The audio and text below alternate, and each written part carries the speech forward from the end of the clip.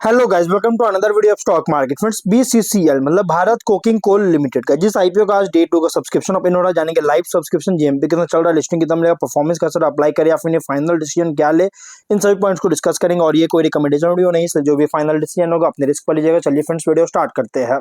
तो guys, IPO जो 9 से 13 जनवरी तक ओपन रहेगा, मतलब कल के दिन आईपीओ क्लोज किया जा रहा है। 16 जनवरी का लिस्टिंग डेट, 10 रुपीज का face value, 21 to 23 rupees per share की प्राइस बैंड, 600 शेयर्स की lot size, OFS IPO completely OFS है। एक भी रुपया जो है कंपनी के पास नहीं जाएगा, बल्कि इसके इन्वेस्टर्स के पास जाएंगे।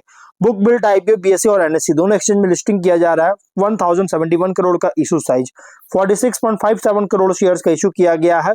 अलॉटमेंट डेट 14 जनवरी का, 15 जनवरी रिफंड रिलीज किया जाएगा, शेयर्स डीमैट अकाउंट में क्रेडिट होगा। ऑफर जो दिया गया क्यूआईबी एंकर इंक्लूड नहीं करेंगे, 17% का। बिग एचएनआई अगर हम बात करें तो लगभग, अगर हम यहाँ देखेंगे तो अगर हम देखेंगे बिग एचएनआई में लगभग 8.5, स्मॉल एचएनआई 4.25 और रिटेल में 29.7% का ऑफर दिया गया है। और एम्प्लॉय कोटा रखा गया है 5% का, और शेयर होल्डर कोटा है 10% का। जिनके पास कोल इंडिया लिमिटेड के शेयर्स थे वो इसमें अप्लाई कर सकते हैं शेयर होल्डर कोटा कैटेगरी में। और जो रिटेल है मिनिमम 1 लॉट अप्लाई कर सकते हैं, 600 शेयर्स मिलेंगे, 13.8 थाउजेंड पे करना पड़ेगा। मैक्सिमम 14 लॉट अप्लाई कर सकते हैं, 1.9 लाख रुपीज पे करना पड़ेगा। और small HNI minimum 15 lot apply कर सकते हैं, 2.1 लाख रुपीज पे करना पड़ेगा। मैक्सिमम 72 लॉट अप्लाई कर सकते हैं, 9.9 लाख रुपीज पे करना पड़ेगा। Big HNI minimum 73 lot apply कर सकते हैं, 10.1 लाख रुपीज पे करना पड़ेगा। रिटेल में अगर 5 टाइम सब्सक्राइब होता है तो आपको लॉटमेंट ओनली 1 लॉट होगा। बिग एचएनआई में 10 टाइम होता है तो आपको लॉटमेंट ओनली 15 लॉट होगा। स्मॉल एचएनआई में अगर होता है 10 टाइम तो आपको 15 लॉट होगा। बिग एचएनआई में अगर 15 टाइम सब्सक्राइब होता है तो अलॉटमेंट आपको 73 लॉट ही ओनली किया जाएगा, उससे ज्यादा आपको अलॉटमेंट नहीं होगा। अब यहाँ पे एंकर से लगभग 273 करोड़ का फंड रेज कर चुकी है। वहीं अगर हम इसके सब्सक्रिप्शन की बात करेंगे तो कंपनी का जो सब्सक्रिप्शन है अगर देखा जाए तो इस बार का सब्सक्रिप्शन देखने को मिला और बहुत ही स्ट्रॉन्ग सब्सक्राइब है। क्यूआईबी भले इसमें 30% ओनली सब्सक्राइब किया गया, जो कि 2.4 करोड़ शेयर्स का ओनली बीट किया 55.5 करोड़ का। और क्यूआईबी हमेशा लास्ट डे में अप्लाई करते हैं, मतलब डे 3 में अप्लाई करते हैं। बिग एचएनआई 15.2 टाइम का 3.9 लाख शेयर्स का ऑफर, 3.9 करोड़ शेयर्स का ऑफर था, 60.2 करोड़ शेयर्स का बीट किया, 1384 करोड़ का। स्मॉल एचएनआई 18.9 टाइम सब्सक्राइब है, 1.97 करोड़ शेयर्स का ऑफर था, 37.45 करोड़ शेयर्स का बीट किया, 861.3 करोड़ का। रिटेल में 9.4 टाइम सब्सक्राइब है, 8 करोड़ शेयर्स का ऑफर था, 130.8 करोड़ शेयर्स का बीट किया, 3010 करोड़ का। और एम्प्लॉय में अंडर सब्सक्राइब है 85% का, जो कि लगभग 1.2 करोड़ शेयर्स का अराउंड बीट किया है 45.4 करोड़ का। देखिए, रिटेल एम्प्लॉय में और क्यूआईबी में, इन दोनों में ही अंडर सब्सक्राइब, बाकी सब में बहुत ही स्ट्रॉन्ग सब्सक्राइब है। और शेयर होल्डर में 10.9 टाइम सब्सक्राइब, 4.65 करोड़ शेयर्स का ऑफर था, 51 करोड़ शेयर्स का बीट किया, 1172 करोड़ का बीट हुआ है। Total 8.2 time subscription, 284 crore shares का बीट किया, 6530 करोड़ का बीट होता हुआ नजर आया है। बहुत ही स्ट्रॉन्ग सब्सक्राइब है। और जैसे मैंने आपको बताया इसकी मिनिमम लॉट आपको लॉटमेंट होगा।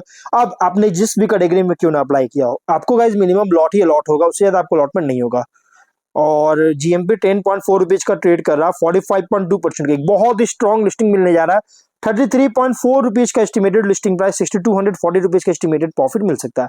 देखिए, अगर आप एम्प्लॉय कैटेगरी में अप्लाई करने का सोच रहे हैं और अगर आप इस कंपनी के एम्प्लॉय है तो ही आपको गाइस अलॉटमेंट होगा। अगर आप शेयर होल्डर कोटा में अगर आपने अप्लाई किया है, करना चाह रहे हैं या फिर किया भी है, अगर आप कोल इंडिया लिमिटेड के शेयर्स है आपके पास और उस तभी आप गाइस जिसमें अप्लाई कीजिएगा आपको अलॉटमेंट के चांसेस हो सकते हैं, अदरवाइज आपका एप्लीकेशन कैंसिल कर दिया जाएगा। अदरवाइज आप इसमें नॉर्मल कैटेगरी रिटेल में या फिर रिटेल में ही अप्लाई कीजिएगा, नॉर्मल कैटेगरी में।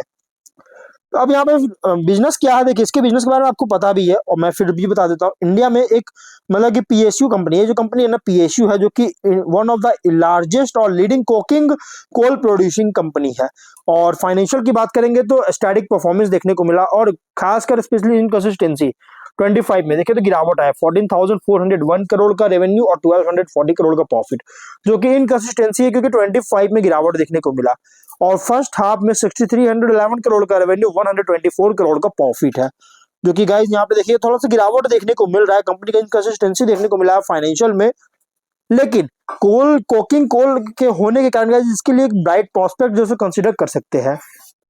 रेशियोज ROE 30.1, ROCE 20.8, PAT और EBITDA मार्जिन 8.6, 16.3% का, और PB और PE रेशियो 1.3 टाइम 8.6 टाइम का। प्रोमोटर होल्डिंग प्री इशू 100 और पोस्ट इशू 90% का होल्डिंग ओनली। और यहाँ पे एक अच्छी बात है, कंपनी ओनली 10% का ही जैसे डायल्यूशन करने जा रहा है इक्विटी शेयर्स का। 10,711 करोड़ के around order book market cap होगा। अब बात करते हैं गाइस इसमें फाइनल डिसीजन की। तो देखिए कंपनी का जो फाइनल डिसीजन क्या लेना चाहिए। पहली बात तो गाइस कंपनी जो है ना, अगर हम यहाँ देखेंगे तो मेजोरिटी इसका रेवेन्यू जनरेट करता है वो रॉ कोल से। देखिए दो तीन प्रोडक्ट है, रॉ कोल, वास्ट कोल और अदर बाई प्रोडक्ट्स, लेकिन मेनली रेवेन्यू जनरेट होता है रॉ कोल से, जो कि 77.7% का कंट्रीब्यूशन है। और इसका ज्यादातर इसका बिजनेस जो चलता है पावर इंडस्ट्री, जो कि CPP इंक्लूड है, 65% का रेवेन्यू इससे जनरेट करता है इस इंडस्ट्री से। और यहाँ पे अगर हम बात करेंगे इसका एस्टिमेट जो है, ओवरव्यू अगर बात करें, एनालिस्ट का मानना है कि कंपनी जो है 35 फाइनेंशियल ईयर तक 7.5% CAGR साथ ग्रोथ करने का एस्टिमेट रखा गया।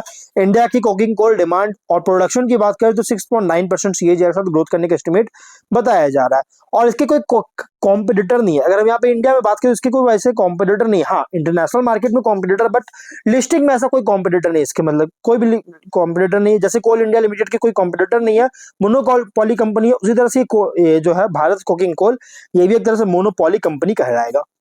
अब फाइनल डिसीजन स्वॉट मालूम, स्वॉट एनालिसिस मालूम चलेगा। वैसे अगर देखिए मैंने आपको बता दिया, आप वीडियो पॉज कर पढ़ भी सकते हैं क्या क्या स्ट्रेंथ है और क्या क्या वीकनेस है, और अपॉर्चुनिटी भी आप यहाँ पढ़ सकते हैं, थ्रेड भी आप देख सकते हैं। लेकिन पीयर कॉन्टेक्स्ट बता देता हूँ मैं आपको। Large global coking coal miner से कंपेयर करें तो ये जो है बहुत ही स्मॉलर है, छोटा है स्केल में, लेकिन हायर कॉस्ट स्ट्रक्चर और रेगुलेटरी बर्डन के साथ, बहुत ज्यादा बर्डन है रेगुलेटरी का। और डोमेस्टिक कोल प्रोड्यूसर से अगर रिलेट करें तो कॉम्पिटिटिवनेस जो है डिपेंड करता है प्रोडक्शन एफिशिएंसी पर, कॉस्ट कंट्रोल और इन्वायरमेंटल कॉम्प्लायंस पर। इन्वेस्टर के लिए आईपीओ जो है कॉम्पिटिटिव लिंक्ड प्ले है, जो कि स्टिल डिमांड के साथ अलाइन किया हुआ है। अपसाइड डिपेंड करता है डोमेस्टिक स्टील ग्रोथ पर और कॉस्ट एफिशिएंसी पर, जबकि इन्वायरमेंटल और रेगुलेटरी रिस्क बहुत ज्यादा चैलेंजेस हो सकती है। देखिए ये जो कंपनी है ना, ये प्योर लॉन्ग टर्म आईपीओ है, तो आप लॉन्ग टर्म की कंसीडर से अप्लाई करने का सोच रहे तो कंसीडर कर सकते हैं, अदरवाइज आप इसको इग्नोर कर सकते हैं। फाइनल रिस्क पर लीजिएगा, 10.4 रुपीज का GMP है, 45.2% का लिस्टिंग एक्सपेक्ट कर सकते हैं। गाइस कोल इंडिया लिमिटेड की सब्सिडियरी का शेयर्स अगर आप होल्ड करना चाहते हो तो आप इसमें कंसीडर कर सकते हैं, बट फाइनल डिसीजन रिस्क पर लीजिएगा। मिलते हैं नेक्स्ट वीडियो में, टिल देन बाय बाय।